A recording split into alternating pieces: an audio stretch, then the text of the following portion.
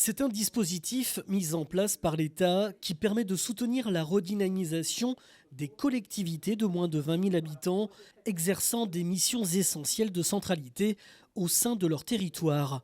Depuis mars 2021, Luçon et Mareuil-sur-l'Haye-Dissay sont les deux villes de la communauté de communes Sud-Vendée Littoral à bénéficier de ce programme appelé Petite Ville de demain qui va s'étendre jusqu'en 2026.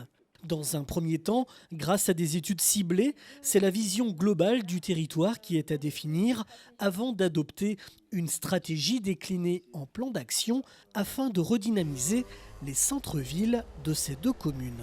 L'idée, c'est d'y faire un diagnostic sur les deux communes, un diagnostic multithématique, c'est-à-dire qu'on va parler de l'habitat, de la mobilité, du cadre de vie, des commerces. À l'issue de ce diagnostic, c'est d'engager des actions concrètes, opérationnelles, au service de la population. Il faut savoir que quand on décide de redynamiser plus particulièrement deux communes, c'est un territoire entier qui en bénéficie. Puisque le rayonnement de Luçon, on le sait bien, est à l'échelle des 44 communes, de Mareuil aussi, avec une autre force. Ce sont deux centralités qui se complètent dans leurs atouts.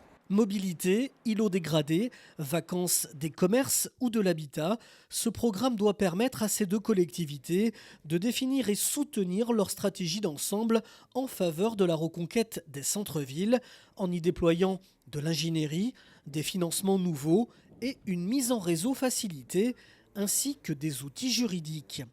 Pour les aider dans toutes ces démarches, l'Agence nationale de la cohésion territoriale finance à hauteur de 75% le poste d'un chef de projet. La part restante étant à la charge de Luçon, Mareuil-sur-l'Haye-Dissay et de Sud-Vendée Littoral. Un poste mutualisé sur ces deux communes, occupé par Stéphanie Mullard, qui vient d'être recrutée. La jeune femme va travailler à plein temps sur ce dispositif. Explication.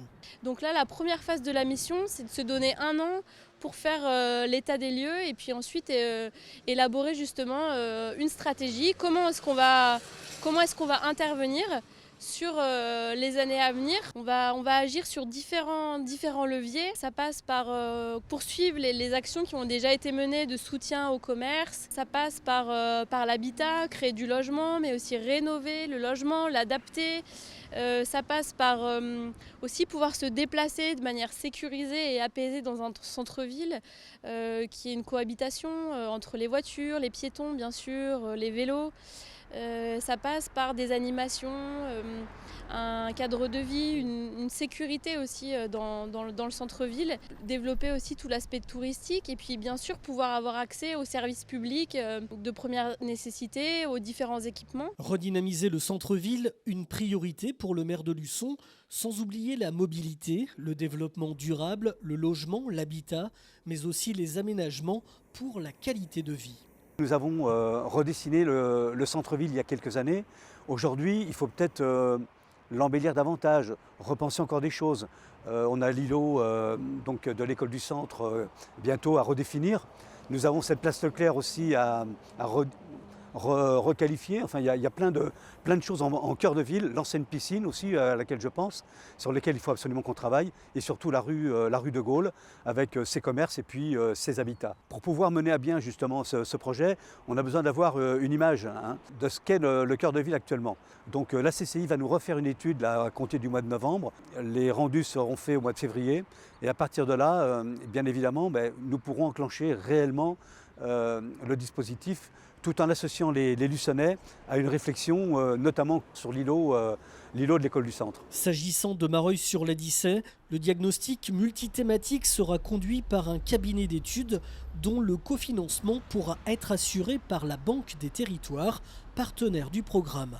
Un véritable coup de pouce pour la municipalité mareuillaise. Pour nous, l'intérêt principal, c'est que ça va nous permettre de lancer un diagnostic général sur tout Mareuil-sur-l'Haye-Dissay. Donc le commerce, les mobilités, les différents services, l'habitat, ce qui va nous permettre un petit peu de tracer notre ligne directrice sur les 5 à 10 ans à venir. Ça va vraiment nous permettre de faire un point, élus, population, tout le monde va pouvoir participer à cette élaboration de ce plan Petite Ville de demain. On a déjà des projets qui sont lancés, donc on a un lotissement qui est en cours, on a la rénovation de nos ateliers techniques, rénovation de l'église. Ça va aussi nous permettre au niveau des mobilités de réfléchir sur la circulation dans Mareuil, ce qui pour nous est un point crucial puisqu'on a la route départementale qui passe dans Mareuil. On a une réflexion qui est lancée sur l'effacement des feux et puis on réfléchit aussi à des passerelles sur le lait pour justement faciliter ces mobilités. Stéphanie Mullard va accompagner les deux villes dans cette première phase d'élaboration de projets et de diagnostic jusqu'en septembre 2022, date à laquelle une convention d'opération de revitalisation du territoire sera signée avec l'État. Une convention qui déclinera de façon précise toutes les actions qui seront menées sur ce programme Petite Ville de demain jusqu'en 2026.